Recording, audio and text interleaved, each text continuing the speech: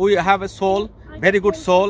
We will keep our soul alive and we will not pollute it with anything. সোলটাকে জাগ্রত রাখতে হবে। হাঁকে হাঁ, নাকে না। ছোট্ট উপহার তুলে দিচ্ছি বাবা। এদিকে এদিকে এদিকে তাকাও। হ্যাঁ হ্যাঁ, ওকে বাবা, ঠিক আছে। প্রিয় দর্শক, আসসালামু আলাইকুম ওয়া রাহমাতুল্লাহ। প্রিয় দর্শক, আজকে আপনাদেরকে এই বছরের জন্য শেষবারের মতো আমাদের এই ছোট্ট জমিটাতে নিয়ে আসলাম। আপনারা নিশ্চয়ই দেখে বুঝতে পারছেন যে আমি জ্যাকেট পরে আছি, আমার বাচ্চারা এখানে সবাই জ্যাকেট পরে আছে এবং পরিবার সবাই জ্যাকেট পরে আছে। এর মানে হচ্ছে যে ফিনল্যান্ডে এখন অলরেডি ঠান্ডা পড়া শুরু হয়ে গেছে এবং সামার, আমাদের এখানে যে সামার ছিল সেই সামার শেষ হয়ে গেছে এবং এখন সেপ্টেম্বরের প্রায় মাঝামাঝি। ঠিক এই সময়ে এখন রাত্রেবেলা বা আর্লি মর্নিং খুব বেশি ঠান্ডা পড়ে এবং এই ঠান্ডা এখানে যে আমাদের শাকসবজি আছে এগুলো সহ্য করতে পারে না এবং তারা ধীরে ধীরে তাদের পাতাগুলো বিবর্ণ হয়ে যায় এবং তারা গাছগুলো মারা যায়। তো আমাদের এই জমিতে আজকে শেষ দিনের এবং এই বছরের শেষবারের মতো আপনাদেরকে নিয়ে এসে জমির যে অবস্থা সেটা আপনাদেরকে একটু দেখাবো এবং এই বছরে আমাদের যে বাচ্চারা আমাকে যথেষ্ট পরিমাণে সহযোগিতা করছে তাদেরকে আমি আজকে ছোট্ট ছোট্ট কিছু উপহার দেব তাদেরকে উৎসাহ দেওয়ার জন্য এবং ইন ফিউচারে তারা যেন এই যে তাদের যে অভ্যাসটা এটা ধরে রাখতে পারে এবং যেভাবে সাহায্য করছে সেই সাহায্যটা তারা অক্ষুণ্ণ রাখতে পারে। তো আপনাদেরকে আমি প্রথমে দেখাচ্ছি যে আপনারা দেখতে পাচ্ছেন যে এখানে যে টমেটোর গাছগুলো আছে তাদের পাতাগুলো বিবর্ণ হয়ে গেছে। এখানে যে আমাদের যে ফিনল্যান্ডের যে লাউয়ের গাছগুলো আছে সেই পাতাগুলো বিবর্ণ হয়ে গেছে। আপনারা দেখতে পাচ্ছেন তারা অলরেডি তাদের প্রায় ডেথ হয়ে গেছে বা ডাই হয়ে যাচ্ছে ধীরে ধীরে, আপনারা দেখতে পাচ্ছেন।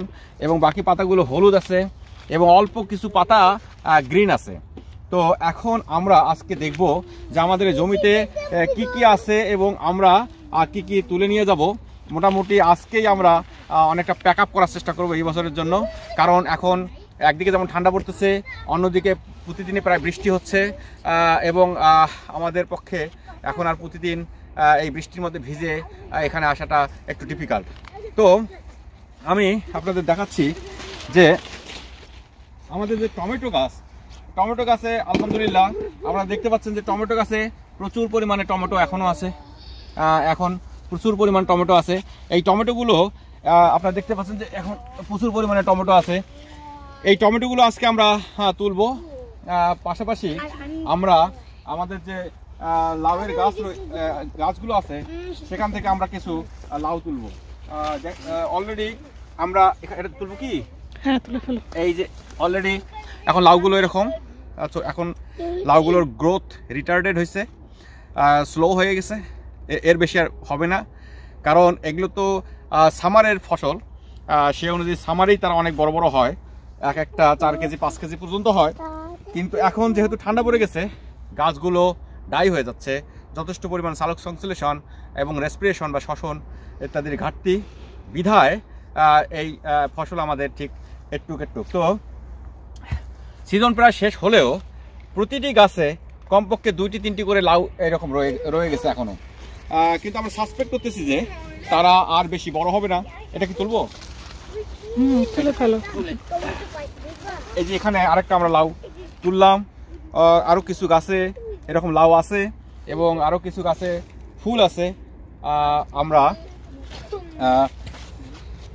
আমরা দেখি যতটুকু সম্ভব তোলা যায় আমরা তুলবো। কিন্তু এর বাইরে আমাদের আর যে ফসল বা আমাদের আর যে সবজিগুলো রয়েছে সেগুলো আমরা দেখতে পাচ্ছি যে এখানে প্রচুর পরিমাণে টমেটো আছে। আমরা প্রচুর টমেটো তুলেছি অলরেডি এবং আজকে আরো অনেক তোলা হবে। এই পাতাগুলো অলরেডি আপনারা দেখতে পাচ্ছেন যে ইয়েলো কালার এবং অ্যাবাউট টু ডাই। আর হয়তো বা 2-3 দিন পরে টেম্পারেচার আরও বেশি ডাউন হবে, তখন এগুলো সার্ভাইভ করবে না এবং রেইনের কারণে দেখা যাচ্ছে টমেটোগুলো পচে যেতে পারে। তো আমাদের এখানে যে ছোট্ট জমিটা দেখতে পাচ্ছেন এখানে পুঁই শাক এখনও আছে। এই যে পুঁই শাকের পাতা দেখতে পাচ্ছি। আজকে আমরা পুঁই শাক আরও কিছু তুলবো।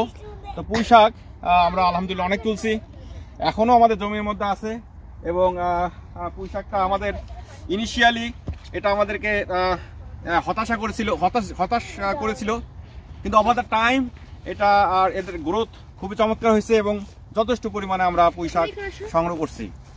আপনাদেরকে আর একটা জমিতে নিচ্ছি, সেটা হচ্ছে যে এই ছোট্ট যে বরবটির যে ছোট্ট জমিটা আপনারা দেখতে পাচ্ছেন, আমরা প্রচুর পরিমাণে বরবটি তুলছি এবং এখনো এখানে বরবটি অনেক দেখেন আপনারা, অনেক বরবটি আছে এইরকম, ভেতরে আরও অনেক বরবটি আছে। আমরা সেগুলো আজকে পিক আপ করবো। মোটামুটি সময় এখন শেষের দিকে, আমরা হয়তো বা প্রতিদিন আসবো না, সপ্তাহে হয়তো বা একদিন আসবো। জমিতে পানি দেওয়ার কোনো প্রয়োজন নেই, পানি অলরেডি সাফিসিয়েন্ট, রেইন হচ্ছে প্রায় প্রতিদিন। বাট যে বিষয়টা আজকে সবচেয়ে বেশি আকর্ষণীয় সেটা হচ্ছে যে প্রথমে আমি মহান আল্লাহর কাছে শুকরিয়া জ্ঞাপন করতেছি যে আল্লাহ আমাদেরকে সুস্থতা দান করেছিলেন, শারীরিক সক্ষমতা দিয়েছিলেন এবং আমাদের একটা ছোট্ট এরকম জমি দিয়েছেন যেখানে আমরা এসে চাষাবাদ করতে পারছি এবং আমাদের এনার্জিটুকু ইনভেস্ট করছি এবং আমরা এখানে রিফ্রেশড হয়েছি এবং এখান থেকে আমরা যথেষ্ট পরিমাণে শস্য পাইছি এবং আমরা একটা হেলদি টাইম এখানে পাস করছি। আমি দ্বিতীয়ত আমার ধন্যবাদ জানাতে চাচ্ছি আমার পরিবারের আমার স্ত্রী, যে কিনা এই জমিটাতে সবচেয়ে বেশি শ্রম দিছে এবং এই জমিটাতে তার হৃদয় বা আত্মা এমনভাবে অ্যাটাচ হয়েছিল যে প্রতিদিন প্রায় সে চলে আসতো এখানে এবং এখানে সে কাজ করতো এবং এখান থেকে ফ্রেশ এয়ার নিত এবং এখানে যথেষ্ট সময় স্পেন্ড করতো। এরপর আমি ধন্যবাদ জানাচ্ছি রাইসেমণি, এদিকে সময় ধন্যবাদ জানাচ্ছি আমার বাচ্চাদেরকে।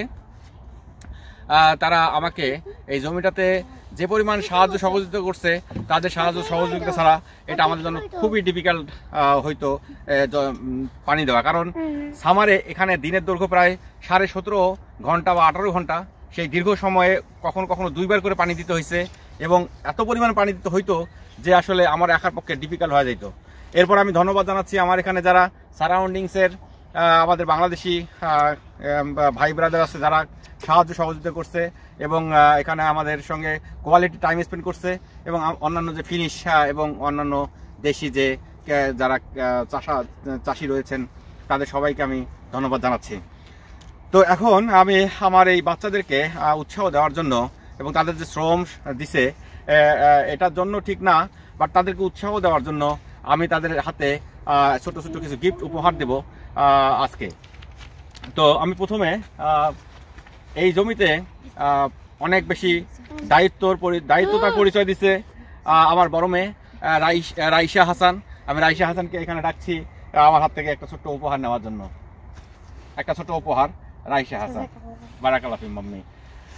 এরপরে আমি ডাকছি আমার ছোট মেয়ে রাইয়া হাফসা হাসান।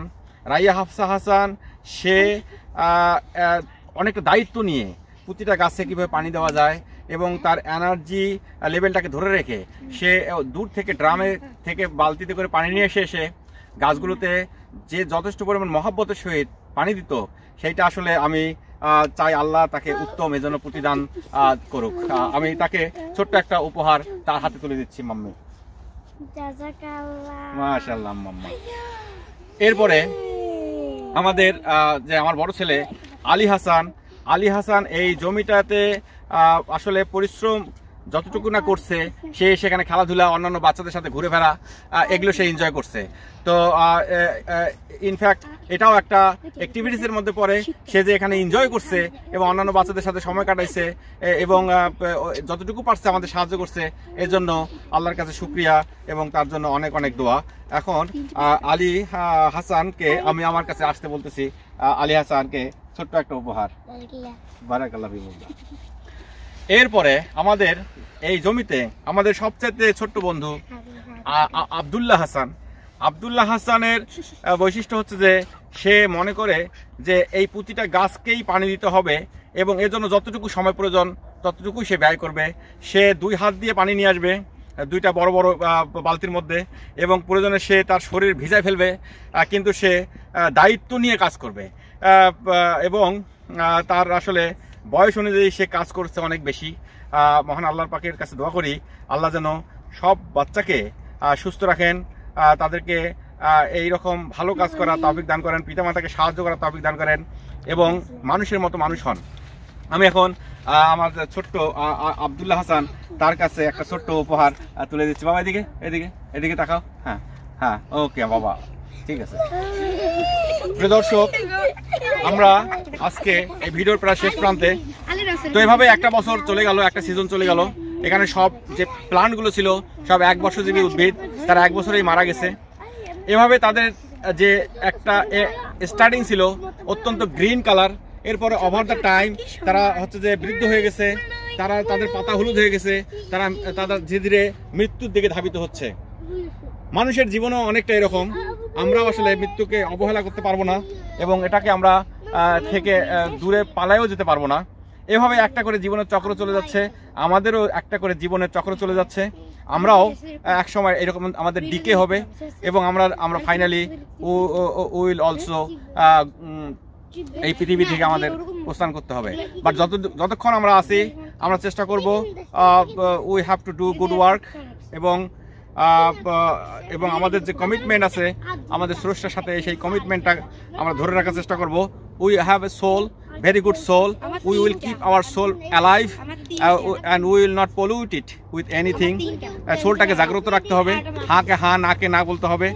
আর এগুলো আমি আমার জন্যই বলতেছি, আপনারা আমার জন্য দোয়া করবেন, আমার পরিবারের জন্য দোয়া করবেন। আর কোনো ভুল ভ্রান্তি হলে ক্ষমা করে দেবেন। আপনাদের সবার সুস্থ এবং সুন্দর জীবন কামনা করছি।